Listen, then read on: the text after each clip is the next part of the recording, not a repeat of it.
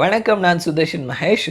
பிரதமர் மோடியை பொறுத்த மட்டும் அவருக்கு ஒருத்தரை பிடிச்சி போச்சு, அவங்கக்கிட்ட திறமை இருக்குது அப்படின்னா அவங்கள கூடவே வச்சுக்குவார், அவங்கள நல்லா வளர்த்து விடுவார், அவங்களுக்கு நிறைய பதவிகள் கொடுப்பாரு, நிறைய விஷயங்களை அவர்களுக்கு செய்து அழகு பார்ப்பார், அவர்களுடைய திறமையை தேசத்திற்கு பயன்படுத்திக்குவார்.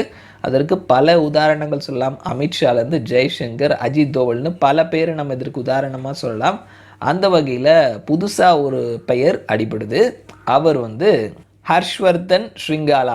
இவர் வெளியுறவுத்துறை செயலாளராக இருந்தவர். பல நாடுகளில் அந்த நாடுகளுக்கான இந்தியாவினுடைய தூதராகவும் செயல்பட்டு வந்திருக்கிறவர்.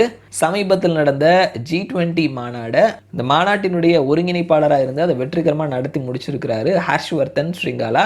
இவர் மேலே பிரதமர் மோடிக்கு ஒரு தனி பாசம் இருக்குதான். என்ன சொல்கிறாங்க தில்லியிலிருந்து அப்படின்னு பார்த்தோம்னா, வரக்கூடிய லோக்சபா தேர்தலில் ஹர்ஷ்வர்தன் ஸ்ரிங்காலாவுக்கு ஒரு வாய்ப்பு வழங்கப்படவிருக்கிறது.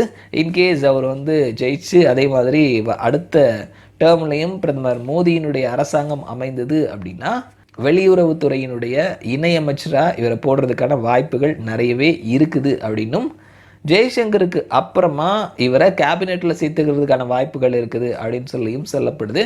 பாரதிய ஜனதா கட்சியை பொறுத்தவரையில் ஏற்கனவே நம்ம பலமுறை சொல்லுறது மாதிரி நாளைக்கு என்ன நடக்கும் அப்படின்றத இன்றைக்கி யோசிக்கக்கூடிய ஒரு கட்சி.